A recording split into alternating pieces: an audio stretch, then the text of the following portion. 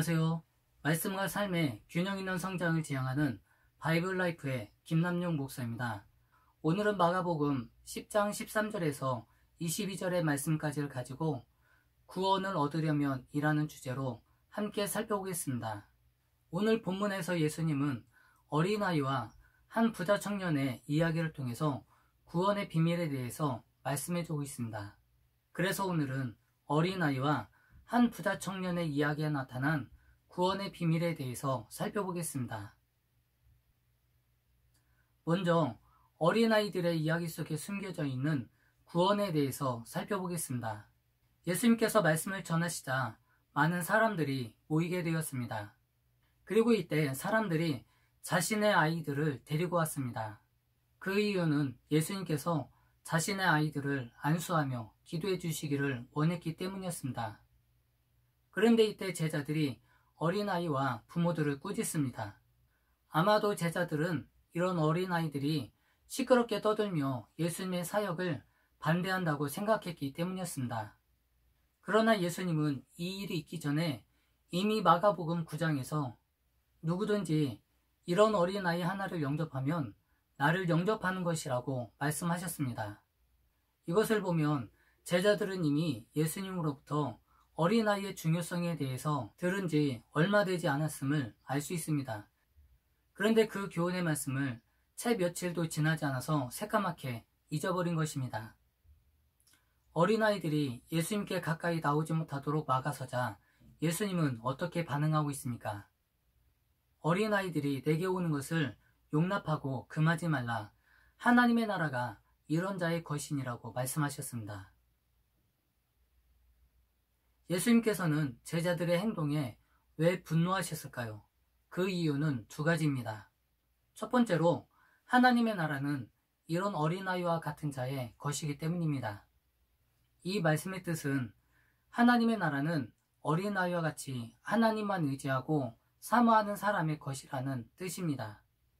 왜냐하면 어린아이들은 절대적으로 어른들의 보호와 돌봄이 있어야만 살아갈 수 있는 존재이기 때문입니다. 즉, 어린아이들은 남의 도움에 의존해야만 살아갈 수 있는 존재입니다.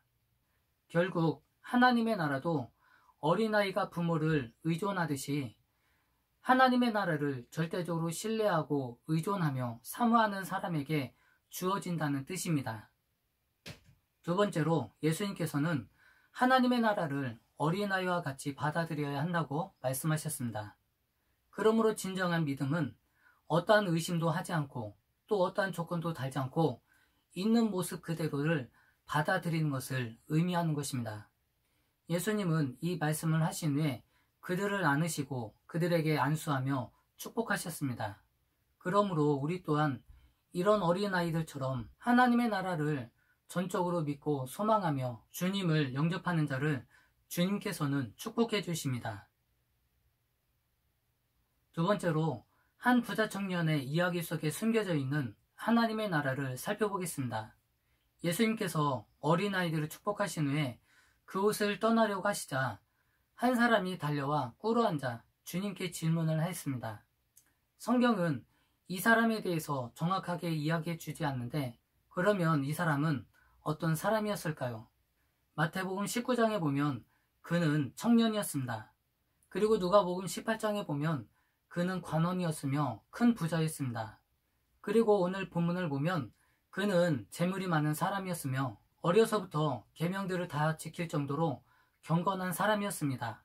그런데 오늘 본문 17절에 보면 이렇게 경건한 삶을 살았던 한 부자 청년이 예수님께 뛰어와서 무릎 꿇어 앉아 질문을 하고 있습니다.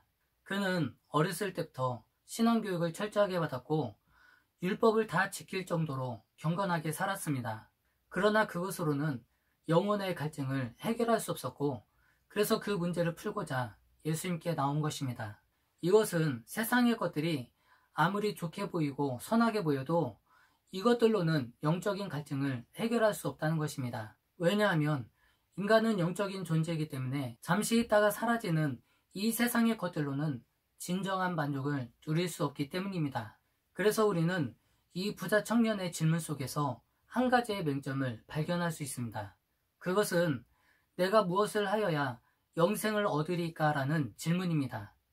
그러니까 이 부자 청년의 의식 속에는 영생을 얻기 위해서는 자신이 어떠한 선한 일을 해야 한다고 생각했던 것입니다. 그러나 우리가 반드시 기억해야 될 것은 영생이란 인간의 어떤 행위로서 얻을 수 있는 것이 아닙니다. 왜냐하면 구원은 인간의 행위로서 얻는 것이 아니라 값없이 베풀어 주시는 하나님의 은혜로 말미암는 것이기 때문입니다. 그러므로 모든 인간의 구원의 기준은 예수 그리스도를 통해서만 구원을 얻을 수 있습니다. 세 번째로 영생 얻는 방법에 대한 예수님의 말씀을 살펴보겠습니다. 19절 말씀에 보면 예수님은 십계명에 대한 내용을 열거하고 있습니다. 살인하지 말라, 간음하지 말라, 도둑질하지 말라, 거짓 증언하지 말라, 속여 빼앗지 말라, 내 부모를 공경하라. 이처럼 예수님께서 십계명을 열거하신 이유는 이 계명을 열심히 지키면 영생을 얻는다는 말씀이 아닙니다. 이 부자 청년이 율법을 철저하게 지키며 살아왔기 때문에 그가 쉽게 이해할 수 있도록 십계명을 한 가지 예로 들어서 말씀하신 것입니다. 이처럼 예수님께서 십계명을 예로 들어서 말씀하시자 그는 선생님, 이것들은 내가 어려서부터 다 지켰습니다라고 의기양양하게 대답합니다. 사실 십계명을 비롯한 많은 율법들을 철저하게 지키며 산다는 것은 매우 어려운 일로 그는 정말 대단한 사람임에는 틀림이 없습니다. 율법에 대한 그의 열심에도 불구하고 영생에 대한 확신을 줄 수 없었고 결국 영생에 대한 의문점을 가지고 예수님을 찾아오게 된 것입니다. 그러자 예수님께서 21절에서 그에게 이렇게 말씀하고 있습니다. 예수께서 그를 보시고 사랑하사 이르시되라고 말씀하고 있습니다. 예수님께서는 믿음이 없는 그를 보시고 꾸짖거나 나무라지 아니하시고 사랑하는 마음으로 대답해 주셨다는 것을 알 수 있습니다. 이것은 예수님께서 그가 영생 얻기를 얼마나 간절히 원하고 계시는가를 알게 해주는 말씀입니다. 그리고 예수님은 이 사람뿐만 아니라 모든 사람이 주님을 믿고 영생 얻기를 원하고 계십니다. 그리고 이어서 예수님께서는 그에게 내게 있는 것을 다 팔아 가난한 자들에게 주라고 말씀하셨습니다.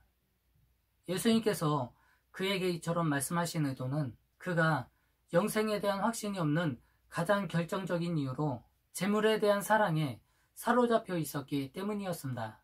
그래서 19절을 자세하게 살펴보면 십계명 중에서도 모두 자신과 이웃에 대한 계명들만 기록되어 있음을 알 수 있습니다. 그리고 예수님은 십계명 중에서 제1계명에서 4계명, 즉 자신과 하나님과의 관계에 대한 계명에 대해서는 전혀 언급하고 있지 않습니다. 그러므로 이 부자 청년에게 있어서 지금 부족한 것은 이웃에 대한 사랑이 아니라 하나님에 대한 사랑이 부족하다는 것을 알 수 있습니다. 이것은 무엇을 말해주고 있는 것일까요? 그는 하나님이 계셔야 될 자리에 재물을 두고 있었던 것입니다. 그에게 중요한 것은 하나님이 아니라 재물이었습니다. 결국 그의 이러한 잘못된 삶의 우선순위가 영생의 길을 가로막고 있었던 것입니다. 그런데도 그는 그것을 모른 채 그저 율법을 지키며 착한 일을 하며 살아온 것입니다. 그래서 예수님 그에게 영생의 길로 가는 길을 방해하고 있는 재물을 버리고 영생을 얻으라고 초대하고 있는 것입니다. 이러한 예수님의 말씀에 그는 어떻게 반응하고 있습니까? 22절을 보면 슬픈 기색을 띠고 근심하며 가니라고 기록하고 있습니다. 예수님의 말씀이 자기 마음에 들지 않았기 때문입니다. 그는 믿음이 없었기 때문에 재물을 포기할 수가 없었던 것입니다. 오늘 본문 말씀은 우리에게 커다란 도전을 던져주고 있습니다.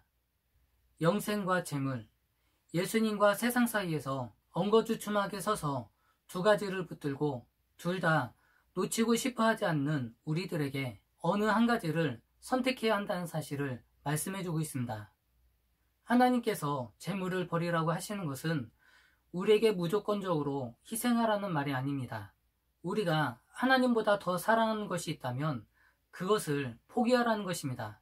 즉, 하나님을 우리의 삶에서 최우선순위에 두라는 말씀입니다. 과연 우리의 삶의 중심에는 무엇이 있습니까? 영생의 길은 다른 데 있지 않습니다. 주님을 여러분들의 삶의 주인으로 모셔드리고 주님만 믿고 의지하며 살아가는 것입니다. 아직까지 구원의 확신을 갖지 못한 분이 있다면 먼저 가난한 심령으로 주님께 나아가시기 바랍니다. 오늘의 말씀이 여러분의 신앙생활에 도움이 되셨다면 구독과 좋아요로 바이블라이프를 응원해 주시기 바랍니다. 물이 바다를 덮음같이 여호와를 인정하는 것이 세상에 가득해지는 그날까지 바이블라이프는 계속됩니다. 감사합니다.